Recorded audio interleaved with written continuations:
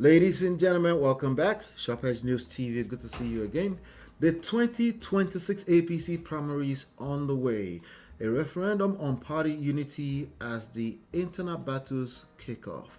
President Tinubu issues a stern warning against do or die politics. And it's a lot going on. It's a lot going on. So the battle lines inside the ruling party are officially drawn today. The All Progressive Congress has commenced nationwide legislative primary elections, starting with the House of Representatives and senatorial tickets ahead of the presidential primary on May 25. President Tinubu issued a direct personal appeal to all parties faithful, urging them to embrace sportsmanship and use consensus wherever possible to avoid bad blood and internal fracturing.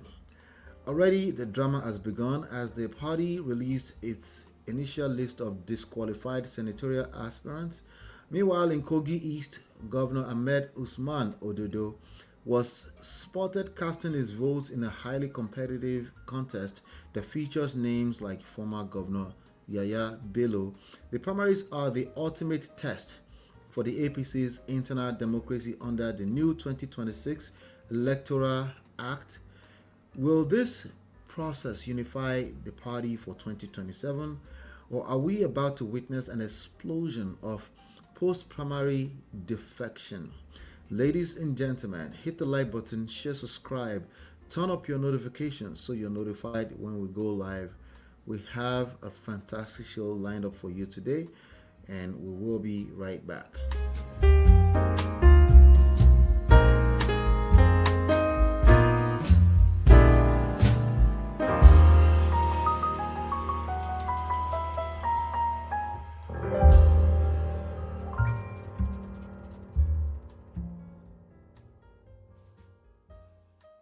Welcome back, sir. Good to see you, sir. Ladies and gentlemen, High Chief Oladimeji Abitogun. So the question I have for you, sir, will this process unify the party for 2027? We're talking about APC, or are we about to witness an explosion of post-primary defections? The analysis is yours. Thank you, Ola. Good to be back. Like I said, if anybody is thinking that this would further solidify the unity within the ruling party in Nigeria, APC, I would suggest that such a person should have a rethink.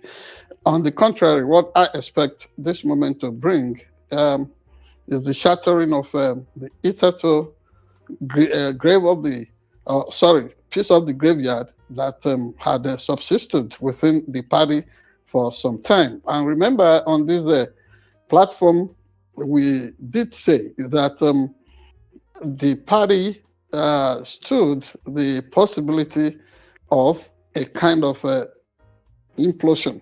And that is what we are witnessing at the moment. Yes, one would have expected that the so-called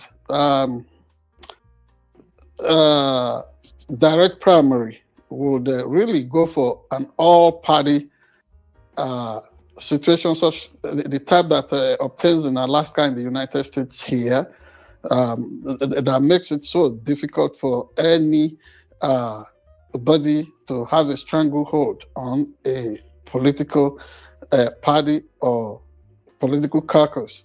Remember, before now, apart from Alaska and the United States, the state of Louisiana also used to enjoy all-party primary. But because the immediate former governor of that state in the U.S. changed the rule, and then it became an all-Republican affair, Donald Trump has been able to use that to scuttle whatever opposition could have risen against him within the Republican Party. And so when Nigeria voted for direct primary, one was thinking it should be an all-party affair, such that not just, since it's a situation in which all Nigerians really want to know who would be their standard bearer in any of the political organizations, that people who vote will come across party lines and make an innovation and make it an all-comers affair, such that the result will be representative of various interests and opinions or shades of views across any state, constituency, ward, or across the federation. So what is playing out in real time in Nigeria is a situation in which common folks within political parties are trying to own the democratic project within the Nigerian space, and so far is rocking the boat. As at the last count this morning, about 46 members of the House of Representatives, some decampees and all kinds of interests, will not be coming back to the National Assembly unless they decamp to another political organization. However, you will remember that the new electoral law, the amendment, the 2026 amendment to the electoral law, says that after a given date, which was sometime last week, that people cannot cross party divides or lines anymore. They should just stay where they are. And so the crafters of the relevant laws concerning this current Nigerian elections, they know what they were doing, because it's become an exercise that has really put to the fore the lack of a principle, lack of a core philosophy, lack of ideology, and people just genuflecting and crossing lines as they wish. Notwithstanding, today you find out that in a place like Bayelsa State, people have crossed from both APC and PDP into Nigerian Democratic Congress, NDC. And what this is going to put to test is us understanding that the grand norm, the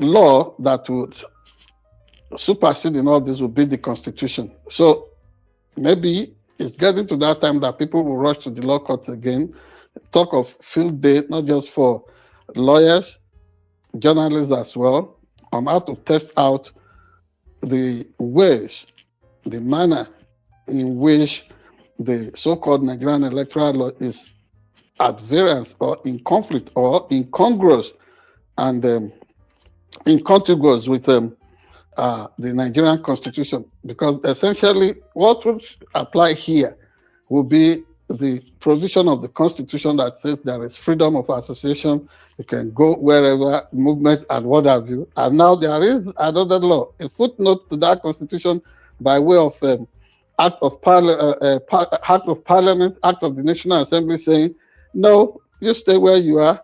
After a given date, you cannot cross. But since people are not being given the opportunity of expressing themselves out, they would, or as they have accused the ruling party of manipulating the list during the election, in places like Kogi, it was even alleged that elections did not, primary elections did not take place in some wards and precincts, yet lists were prepared, votes were declared. You also saw a lady that was doing a counting somewhere who jumped from maybe 99 and then started mentioning 130 something and so on and so forth.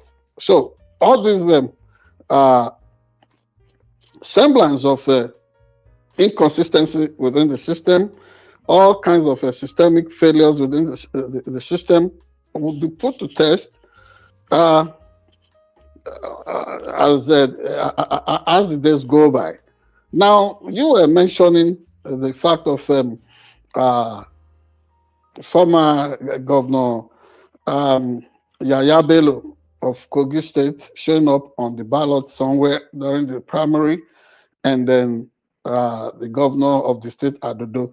Kogi State is one place that has really attracted much attention, if not criticisms, in the wake of this APC primary. And sadly enough, a man who is still answering to allegations of fraud and corruption, like former governor Yaya Bello, being on the ballot, puts a big question mark on on Nigerian democratic principle. As a matter of fact, yes, it's not been proven guilty. His innocence holds sway because it's not been found guilty in any court of law. However, as a matter of decency and sense of shame, I think he should have recused himself from the process for now. And in the same Kogi state, like I've mentioned earlier on, people continue to allege all kinds of fraud. Officials not showing up yet, writing figures and claiming that they are victorious. And yet the world is watching. And if Nigeria really wants to be taken as a country that really has plans to make democracy work, honestly, Nigeria can do better. And it does not even get better in places like Bayelsa, not better in places like Ekiti State. The only thing that has scaled through so smoothly in Ekiti State is the consensus choice of somebody like our good friend, Senator Opeyemi, Michael Opeyemi Badidele. But elsewhere, allegations are flying right, left, and center.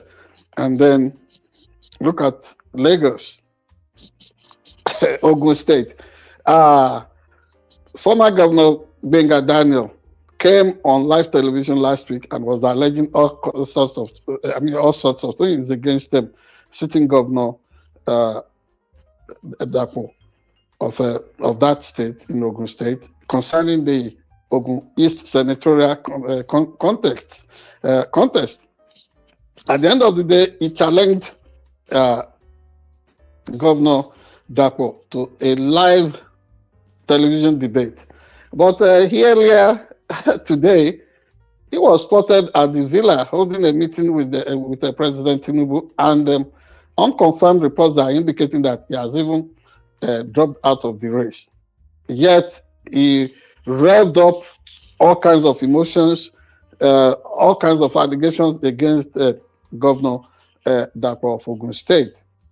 Some of those allegations, by the way, when we shared, making it to look as if the tenure of Governor Dapo of Ogun State is the worst Ogun State has ever witnessed. Our checks in Ogun State show that under the very nose of OGD, that is Benga Daniel as governor, issues of courtism, bloody clashes were encouraged directly by him. The unexplained disappearance and the killing of very respected citizens of the state like Dino, and so many other things, unexplained. So sometimes politicians are perfected a way of just crying wolf, where something like that shouldn't have existed in the first place. When they lose, they say all kinds. When they win, they appear to be the best. But because time heals so much, but not all wounds, only that time can heal so much. That's why Benga Daniel can come on live television and try to play on the intelligence of Nigerians to make it look like, he ran a robust administration while he was the governor of Ogun State in his time. All said and done, everybody should continue to watch, whether in Rivers, where trouble is always intractable concerning the processes of electioneering, and all over the place, Imo State, other Governor Hope Uzodimma, and everywhere. The whole thing is attracting so much hoopla and olabalu at the moment. But if the citizens are really standing their ground that, this democracy must be a popular one, something that must have the endorsement of the people, then we'll continue to enjoy whatever the day, the days ahead will bring in terms of prospect and possible success of democracy in Nigeria. And finally, President Bola Ahmed Tinubu must really be having a swell time because they're trying to evolve a one-party system that has not really helped. So everybody saying he was copying.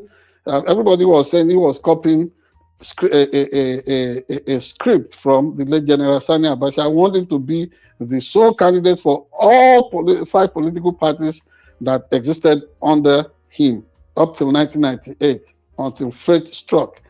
Probably, President Bola Ahmed Tinubu, in spite of what he claimed in Kigali and Kenya, that, if he does not act well, Nigerian youth will vote him out.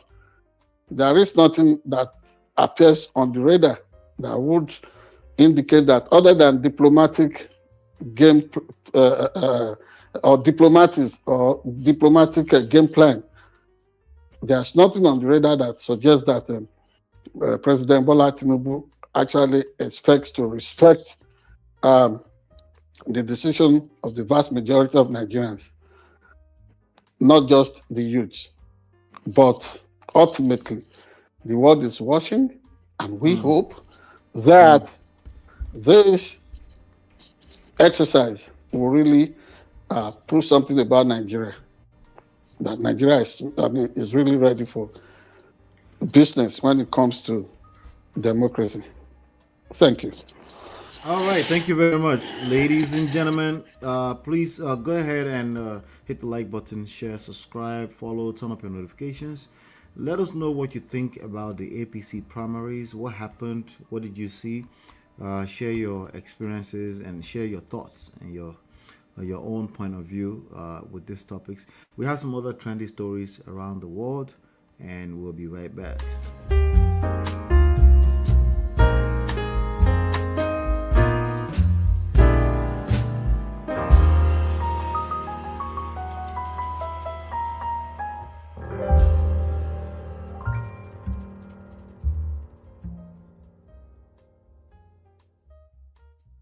Welcome back.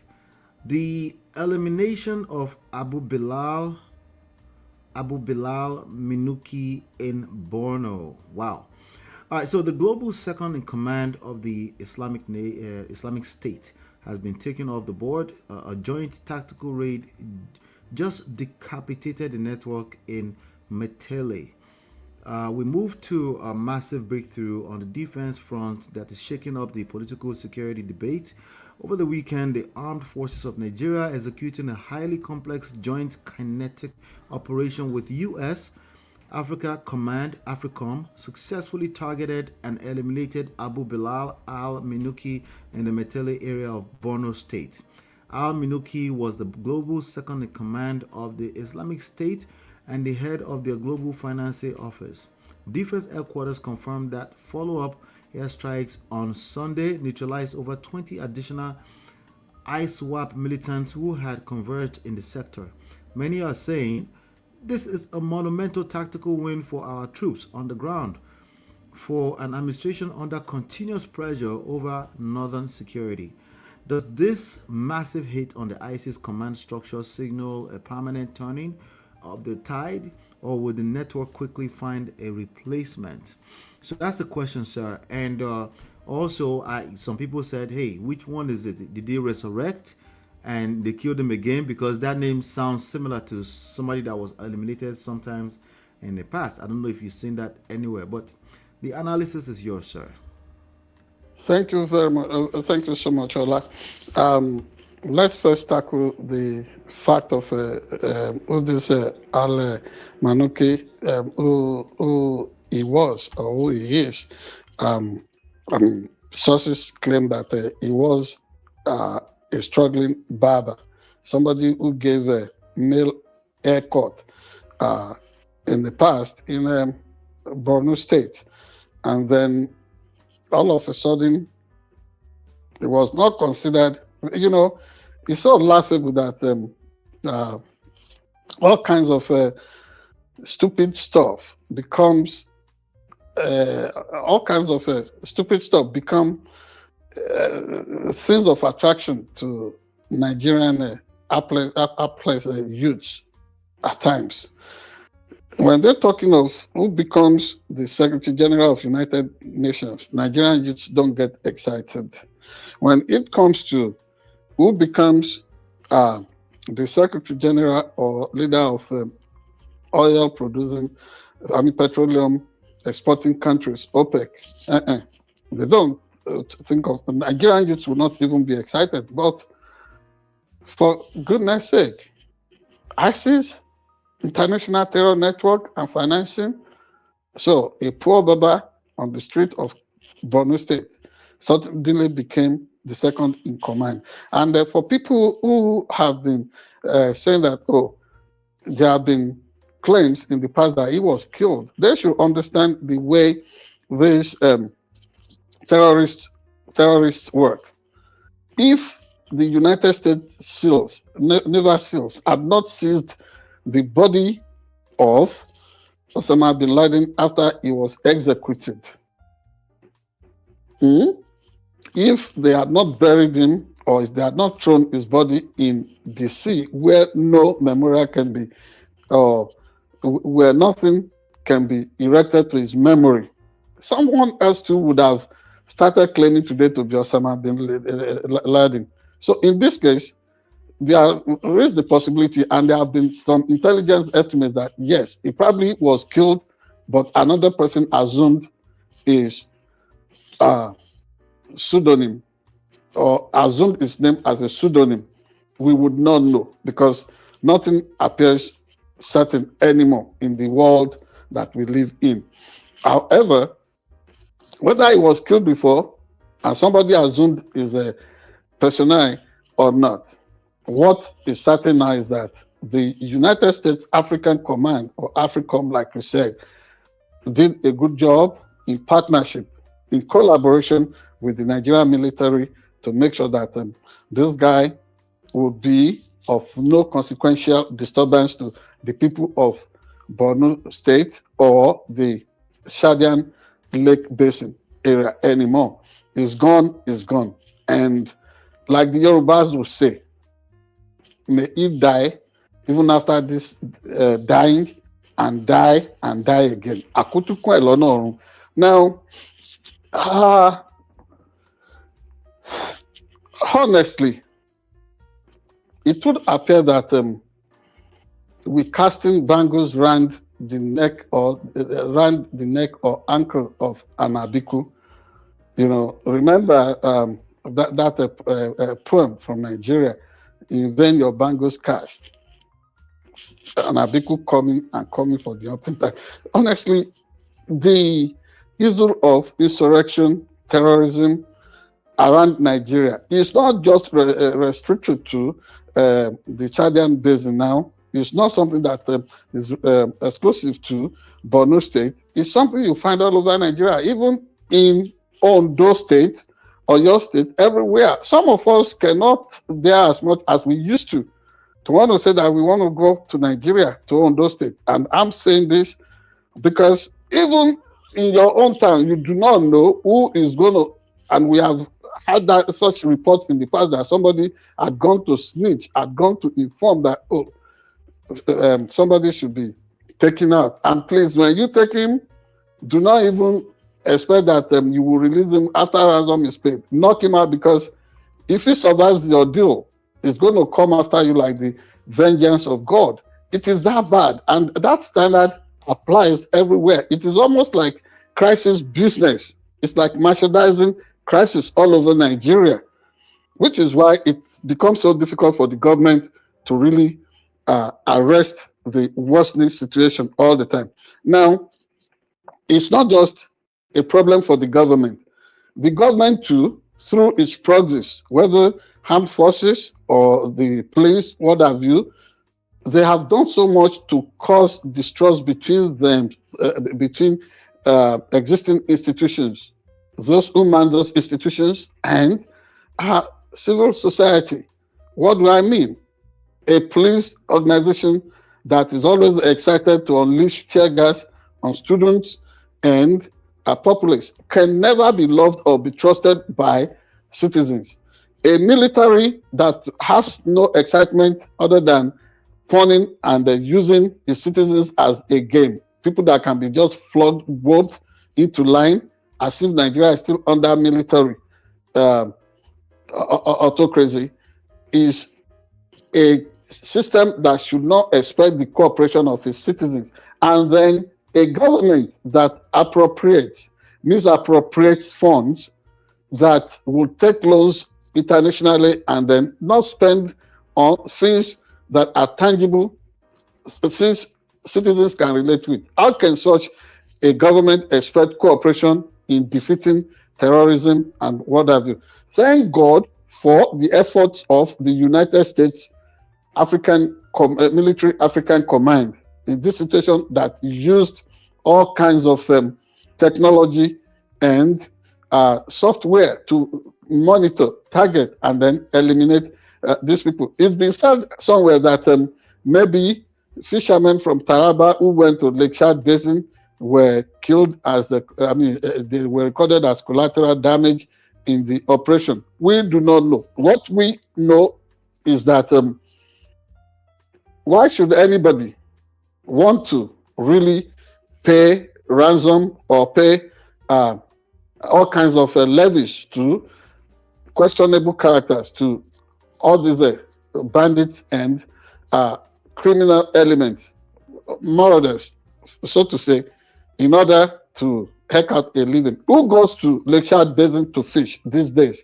And so when people now want to pin this on the Nigerian military or the technical partners, in this case, the United States African Command, you begin to ask questions. Why are Nigerians so, I do not know how to describe it. I do not want to use any demeaning words on Nigerian compatriots, but it disturbs me and beats me hollow to see that some Nigerian citizens would rather cooperate with all kinds of questionable characters instead of, in place of their peace. If everybody comes on the same page, make sure that organized efforts are deployed towards, once and for all, lessening, and then almost at some point completely eradicate terror, banditry, and religious bigotry in Nigeria. It will work for the good of everybody, but as it is, Nigerians love their criminals in different ways. If it's from their village, they want to offer protection. If that person is a corrupt government, they want to offer protection. That is why you see that people were condoning elements like this around the Chadian Basin, the Lake Chad Basin. That is why you see that cross-border people are excited to want to applaud all kinds of criminality. Until Nigerians begin to know that the violation of one person, one territory, and land area across the country is disturbance for the entire nation, we ain't going nowhere. And we must have that poise that we can defeat terrorism, we can defeat terrorists, and that we can always run away with that pride that we used to have. Everywhere Nigerian troops used to be celebrated. They did well in Ekomog. Everywhere. The Congo. What is wrong with that military today? They should firm up intelligence, not just human, even through technology, and make sure that the space becomes safe for everybody to live in. Absolutely. My take. All right. Thank you so much. Thank you so much, ladies and gentlemen. Join the conversation. Hit the like button, share, subscribe. Turn up your notifications so you're notified when we go live. We do have some other trendy stories around the world. We'll be right back.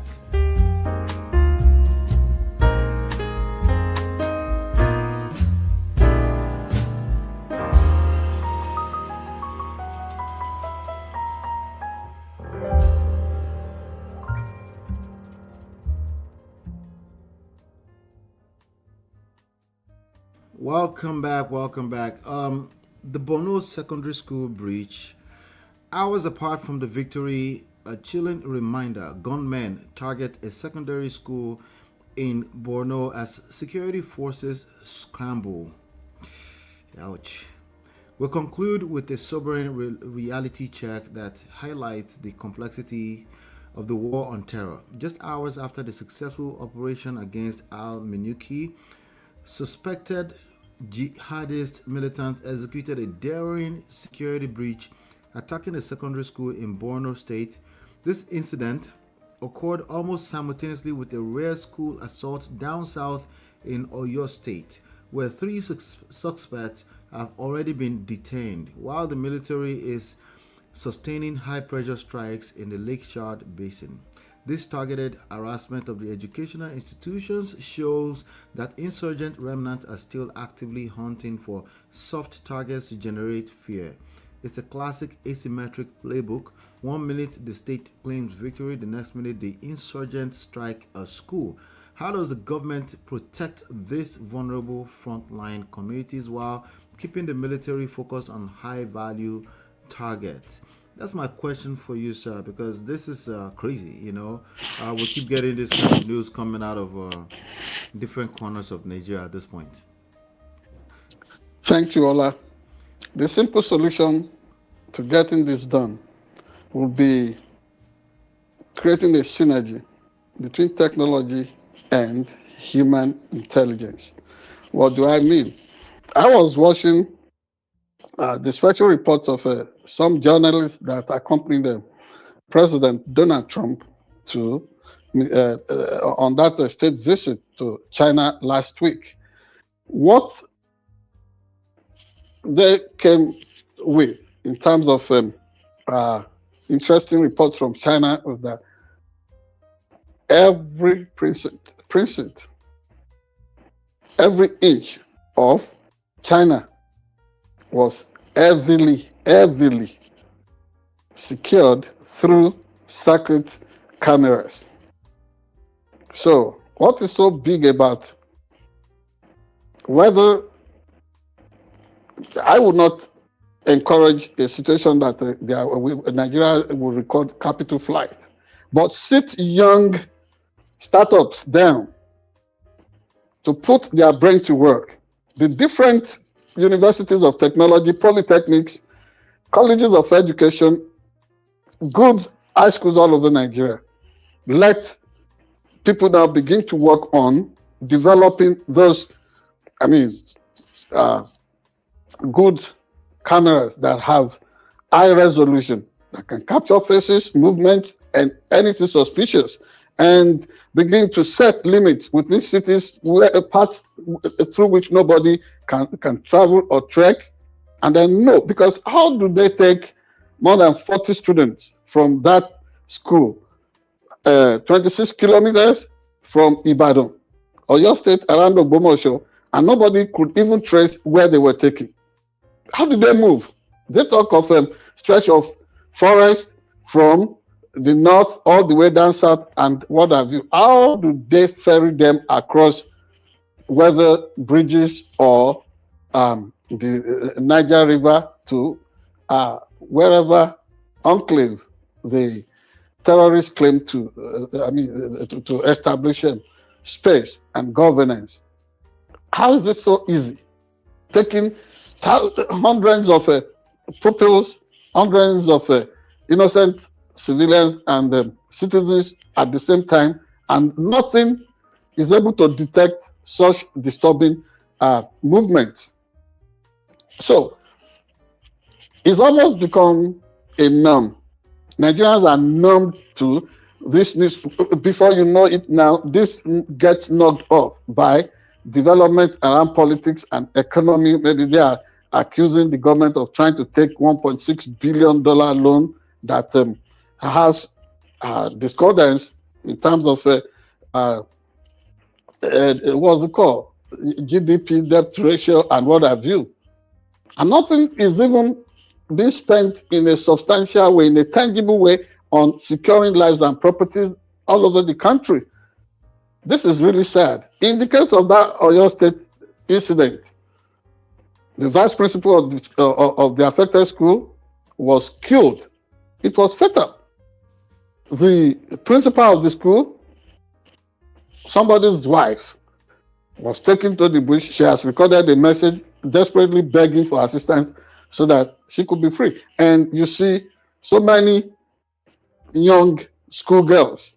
A mother was crying about losing 5 children alone, and the wife, the wife of his son, his daughter, her daughter-in-law rather, amongst those that were taken away as captives. And then the one in Borno State, the military casualty there. Elsewhere, about 18 policemen were killed by this insurgent. It's everywhere. Somewhere in Ondo State, around Idwani, do you know that these terrorists, because people don't like putting ethnic gap, because we know they are local collaborators.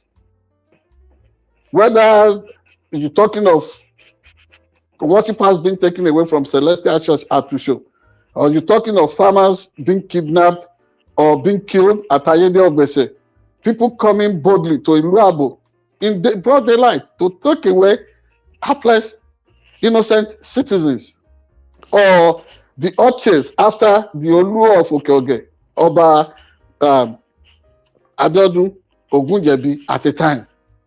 All these things. Even look at the killing of Oba Kende Falodun, you know, the Oga of Agamo in Akure North local government. These things have elements of internal collaboration, internal subversion. And so at Idwani, these terrorists came out, Fulani element. And they were saying, oh, so you people are so daring, started choosing sporadically in all directions, saying Yoruba land is their conquered territory. Look at the possibility of that for ethnic conflict, inter-ethnic conflict. In this time and age, we will not waste too much, we won't waste words, and we would never really be ambiguous about the fact that this is when the government has to find a solution. To delay and wait to the eve of election to now get so proactive so that people will say, they are now keeping insecurity at bay, will be a huge disservice and ungodly thing to do.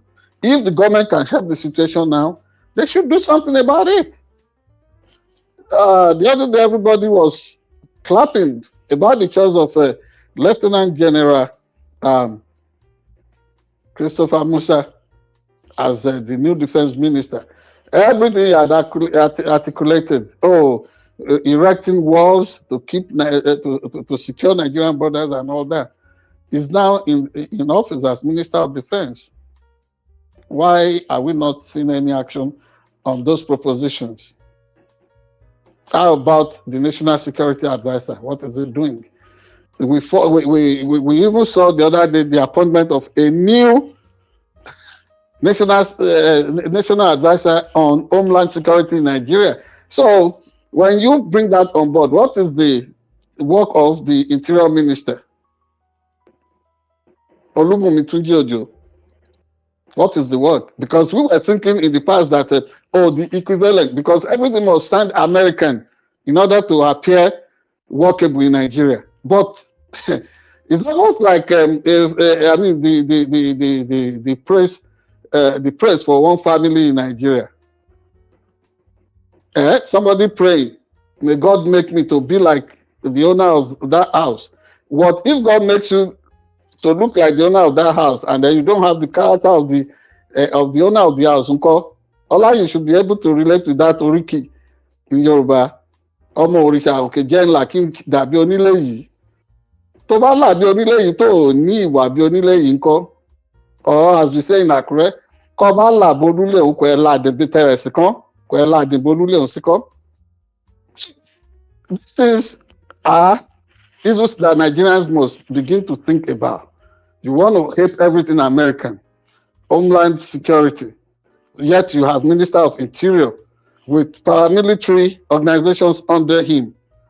How effective is Nigerian, civil,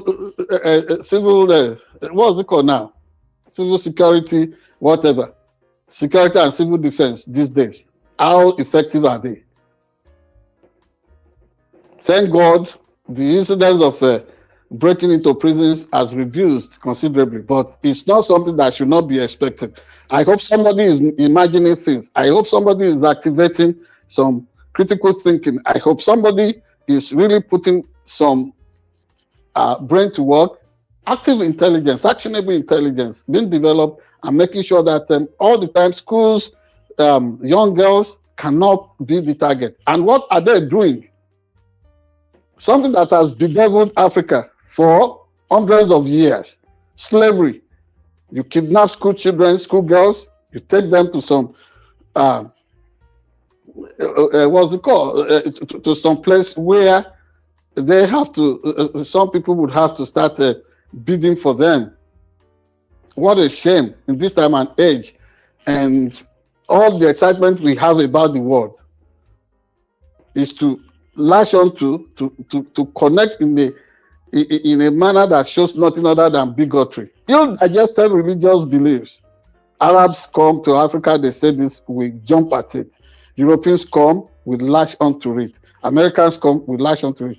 Never ever evolving our own character and responses to showing that we too are capable of doing things in our own way. It started gradually by all kinds of preachers barraging us with questionable doctrines and what have you. And today, somebody will say he's praising Allah, he's praising Jesus Christ, yet locked in their mind, twisted mind, is Talibanism, or not killing, all kinds of things. You kidnap people and then you take them to places where they will be auctioned off. Who does that? You treat your fellow compatriots as if they are mere commodities. Allah, this is really shameful. And I think the government of Nigeria is thinking. I listened to Governor Seyi Makinde. If he would first prove to the people of Oyo State that he can secure them, work hand in hand. Hey, look at the fact that the 2 mechanized division of the Nigerian army is based in Ibadan. Look at the fact that our President Bola Ahmed Tinubu is the commander-in-chief. And all this is happening under their watch, and they're discussing politics. If, and somebody must listen carefully, if the elections can be put on hold for 2027 first, and then we guarantee security and safety, we come back to the business of proper electioneering, we will be doing the country a great service. But for us to continue to pawn away our citizens and allow all kinds of evil people plunder the land, kill people and shed blood of innocent citizens will be a huge disservice.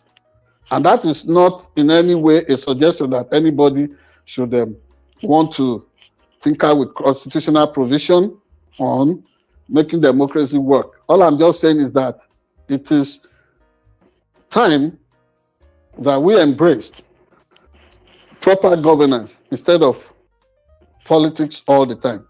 Let us do less of politics and more of securing lives and properties. After all, government exists for a sole purpose: guaranteeing safety, survival, and continuity for humanity. Thank you very much. Lola? Thank you so much, sir. I'm back. I'm here. Can you hear me? Yes. All right, ladies and gentlemen, hit the like button, share, subscribe. Let's know your thoughts about this. This one is a very, very sad situation. We have people actually actively on social media. People are crying about this fresh Oyo State news, particularly the one you just mentioned, where they killed the principal. and it's a lot going on.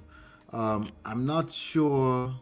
You just suggested that maybe they should put everything, election and all those kind of stuff on hold. But ladies and gentlemen, we're going to get into the final segment so we can actually talk about a lot of this at length. Hit the like button, share, subscribe, turn up your notifications so you're notified when we go live. Please go ahead and hit the like button right now, and we will be right back.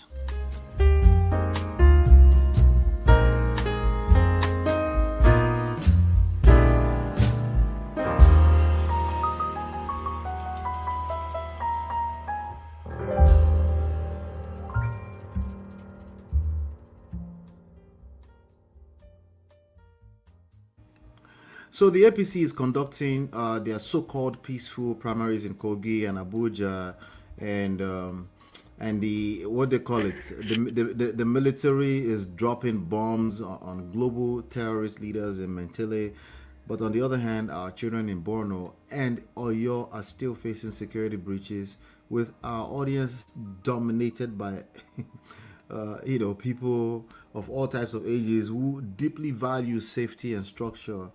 How do we balance the political hype of, again, so-called successful primary, as they call it, with the grassroots reality of a lingering security crisis? And what do you do, right? What do we do? What do we have, right? That as Nigerians that we can put to work. Ladies and gentlemen, it's your time of the show again, Sharp Edge Nation. Let's welcome back our publisher, editor-in-chief, and High Chief Oladimeji Abitogun for our dialogue. It's a struggle. I'm sure you have a special for us. Yeah, what do you have for us? This is. Thank you very much, Ola. Like I said, always a pleasure to be back. And number one, everybody has been wondering, President Donald Trump went to China. What did he bring back? And then President Bola Ahmed Tinubu went to France, Kenya, Rwanda. What did they bring back too? And even in the middle of that, you're having an outbreak of Ebola, a strange strain of it that nobody has a vaccine for yet. And it has moved from DRC, Democratic Republic of Congo, into some areas in Uganda, and everybody is even suggesting that, some of the individuals who traveled with President Bola Ahmed Tinubu to Rwanda and President Tinubu himself should be screened. Well, the good news is that my interactions with epidemiologists in Nigeria in the recent past, in recent times, shows that Nigeria is well grounded when it comes to contact tracing and then tackling it head on as soon as they sense it. There have been heroes who laid their lives down in Nigeria fighting Ebola. And so we hope that so far, because it's been said that more than 100 people, as at the last count today, have lost their lives. And then asking about what President Donald Trump brought back from China, yes, he said he had a good interaction with the president of China, and said things will work out between them. But people said, other than it's difficult to trust whatever comes from President Donald Trump himself, because he has a way of saying it the way it really did not happen there. But he's the president that we've got in the United States of America now. Let us give him the benefit of the doubt. But since coming back, in spite of everything he claimed he gained, we find out that oil prices are surged because he's threatening actions against Iran now. So, and that is reflecting in the prices of commodities and groceries in the United States, and average pump price. Now, in New York, around you there, today, around New York, New Jersey, where you are, you can see the shutdown action by railway workers between Long Island and mainland New York, Manhattan, and what have you on the need for pay raise for rail workers. We hope that will be addressed quickly so that more than 200,000 commuters, about 250,000 commuters who use that, who commute between Long Island and mainland New York every day would be able to keep going. And then concerning other things trending around Nigeria, you have heard that Nigeria is planning to take a loan, and then how Nigerians got proactive, decided to bombard IMF and World Bank portals, saying Nigeria should not be given any more loan. We do not know what Nigerian citizens are thinking of, but really, when you look at the fact that there is no tangible spending on public education, public health, and other institutions, like 75% of Nigeria budgetary allocation said to have been cornered by just one company, iTech, belonging to the Shagori brothers, in terms of capital projects and struggling economy, and suspicion, like we reported last week, that the Progressive Governors Forum frittered away more than 800 billion naira for questionable purpose of being used as war chest for the sitting government of Nigeria for re-election, and how that is being swept under the carpet and then giving questionable solidarity to themselves. That is among us. It's impeachable. But who is going to ask the question in a country where the National Assembly is rubber stamp?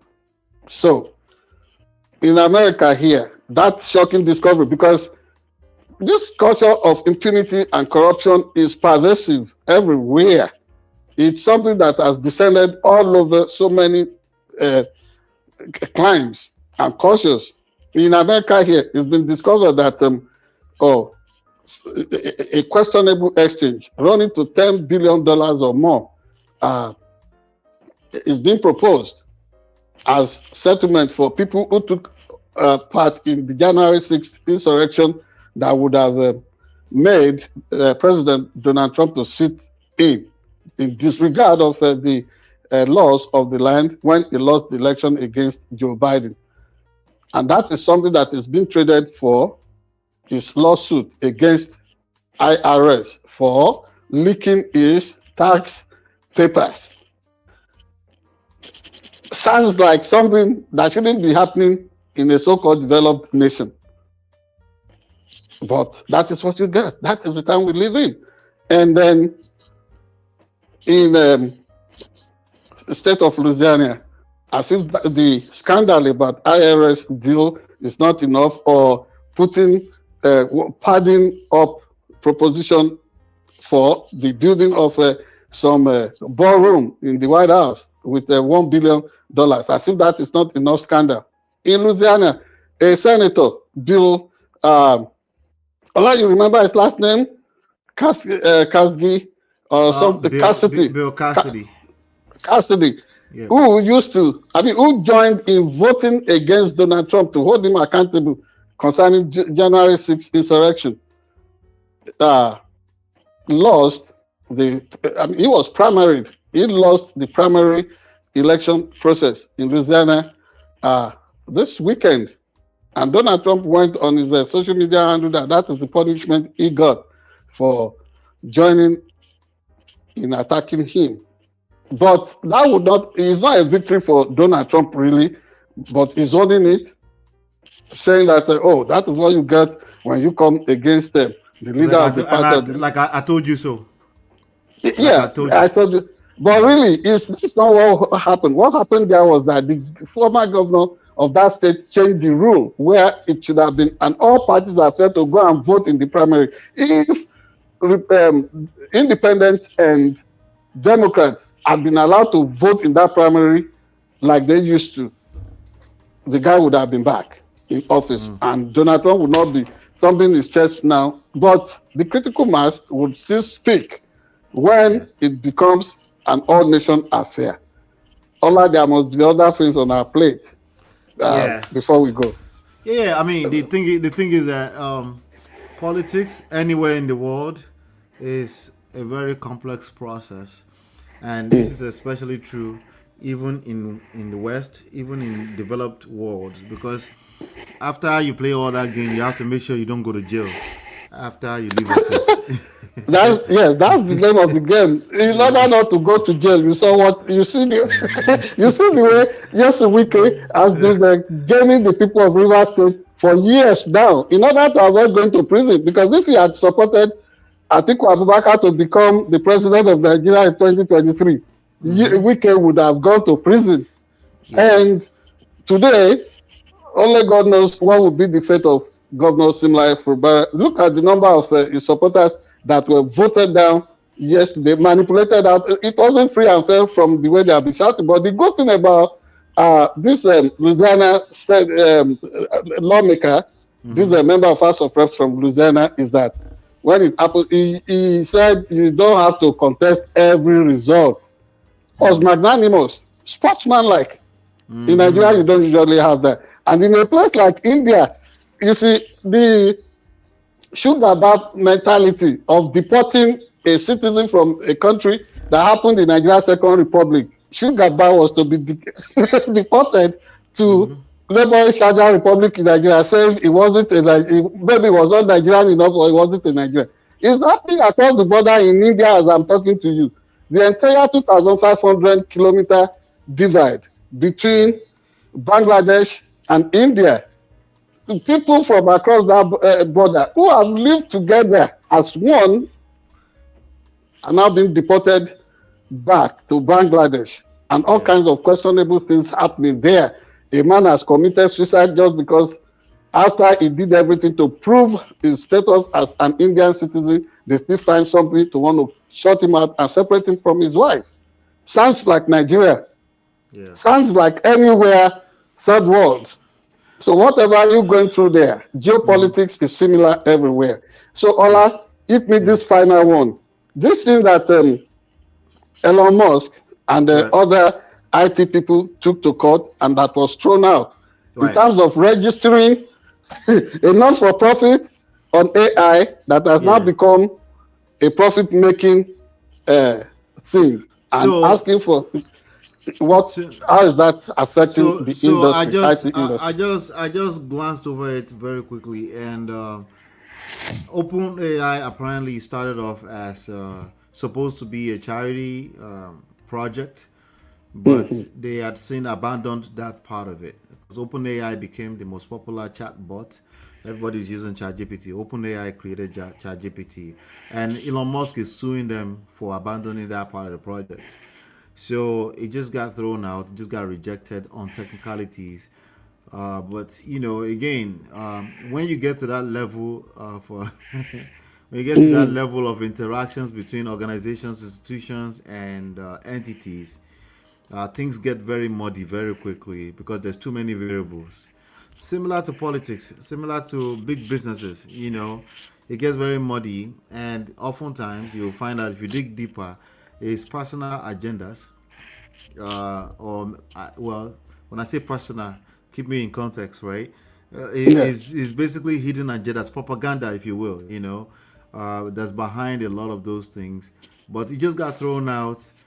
There's no stopping OpenAI or any major, because that company is huge now at this point.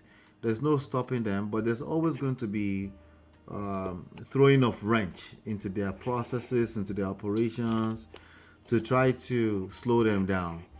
But the reality is that there's no stopping technology in that direction.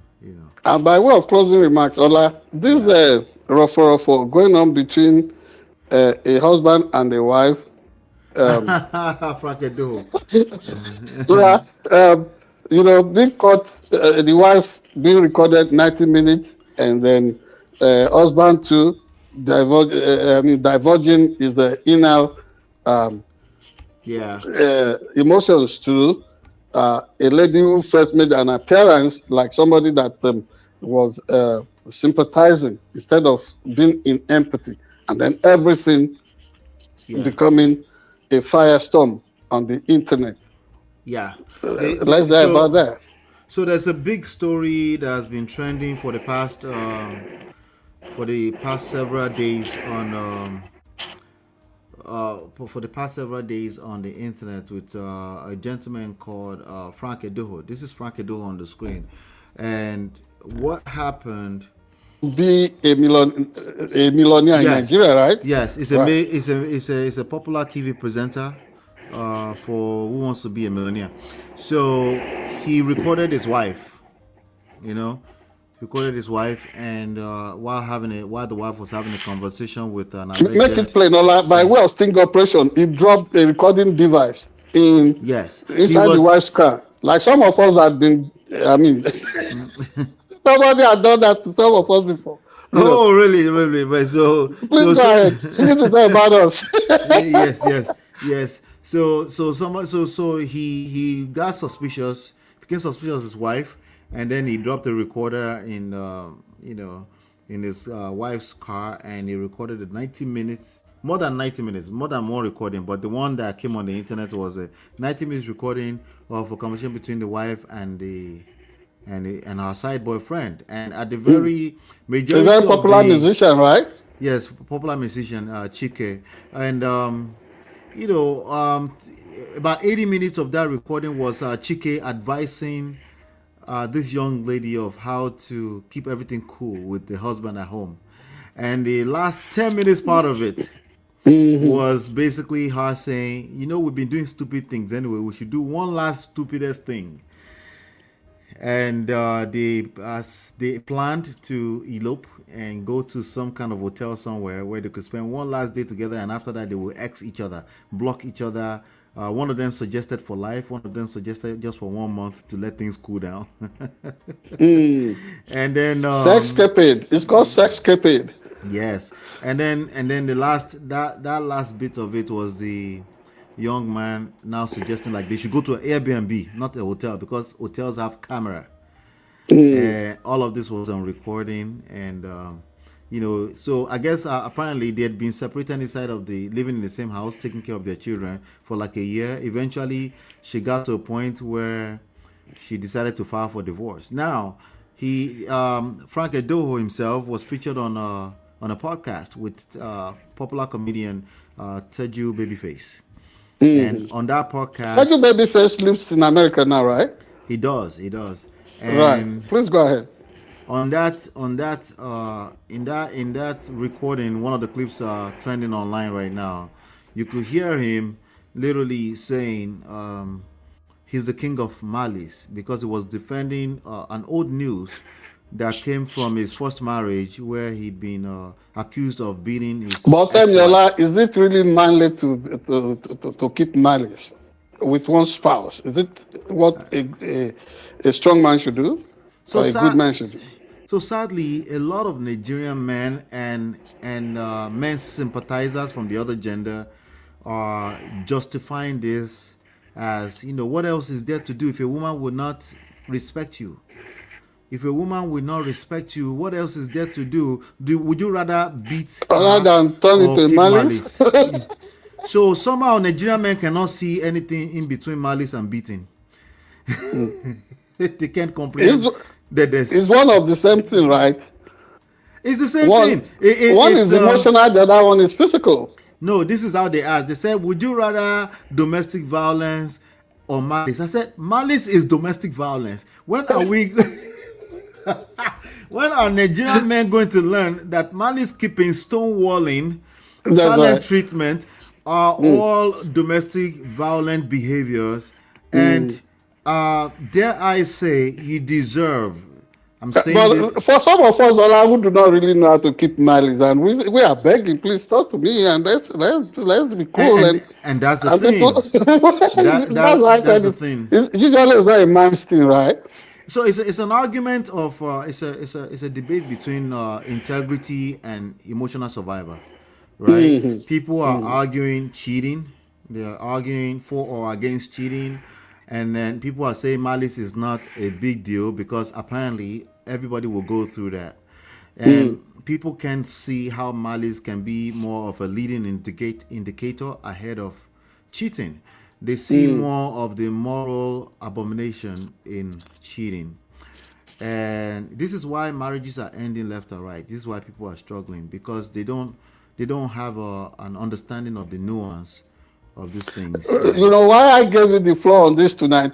Lots of people are saying we don't even really see you as I said. Don't expect me to be feisty and ferocious like I used to do during my rookie years as a journalist. This is interactive, and because you are the expert when it comes to relationships, Human relationships. I decided Yeah. to pull this one on you. So we call it so much for we call it relationship architecture. And thank you. people it's not just about romance. It's about just understanding human dynamics, psychology of human dynamics. And people wait until something is right in their face before they realize a lot has been happening behind the scenes of the human mind. Even before you start interacting with people are carrying trauma around. And the only other extreme that Nigerians tend to go to is spiritual. If it's not spiritual or physical, they don't understand it. And you don't think the spiritual aspect of, having all this spiritual route all the time is kind of escapist instead of just something more rational and plausible? Did you say escapist? Yes, it's a easy escape route. It's lazy. It's lazy, if you will, because it's how do I say it? It's just lazy. It's just lazy. It's lazy in the grand scheme of things and with respect to critical thinking. Right. Yeah. Thank you so much, Ola. Concerning your perspectives on this. One other thing I would have loved to have, if you permit me. For either of the journalists who find it always difficult to let go when they offend themselves, whether somebody is saying, "Oh, you cheated," or it's about malice or what have you. I always look at them as the people that have falsely sworn before the assemblies of men and God. People who would say, for better, for worse, there's nothing you can do that will not be forgiven. Yet, they never forgive each other and they stretch it too far. Yeah. Isn't that something? I mean, is the hypocrisy, is the inevitability of hypocrisy when it comes to human beings. And I call it inevitable as in, like, don't try to eliminate it. We're human beings. Right. But it needs to be managed, right? So how do you manage hypocrisy when somebody would literally swear up and down with the Holy Bible, and then when it gets down to it, and sometimes the Holy Quran, or other totems of worship, maybe iron and opele, they'll swear with their own life, and their children. But when it gets down to it, their emotions get the best of them. But how do I communicate emotions to a person that can't comprehend emotions as a thing? Right? It's a very difficult thing. The only way for most human beings, I'm going to say this loud and clear now, is that they have to hit rock bottom first. And hitting rock bottom for some people is on the other side of life. So, Entubati let him who has ears. Yes. Hear what the Spirit is telling the church. Some people will pie there. The world. They rather pie there. And it's not necessarily a matter of their fault. I'm not blaming them. But for those who can hear this, they need to really reflect. And can I hear it when it's difficult? When I'm being called out? Like, can I face the mirror and talk to myself? It's a very difficult thing to do. It's called self-accountability. That's the only type of accountability that exists, by the way, when it comes to human relations. Thank you, Ola. Yeah. I'll give you the last word. Don't get me going. Don't get me started. It's all right. So what I'll tell you and the audience is that they need to charge you during our last segment, because we just did 10 minutes overtime, to ensure that you ask me one direct question, and I will keep it concise, because this is to the benefit of all of us. You have just helped humanity. Thank All you. right. All right, ladies and gentlemen, we just talked on a little of Frank Edoho there. Let us know what your thoughts are. Hopefully you are able to walk away with some value today. Hopefully been enlightened. We'll be back here sooner than you think. Hit the like button, share, subscribe, turn up your notifications so you're notified when we go live. Take care and God bless. Peace.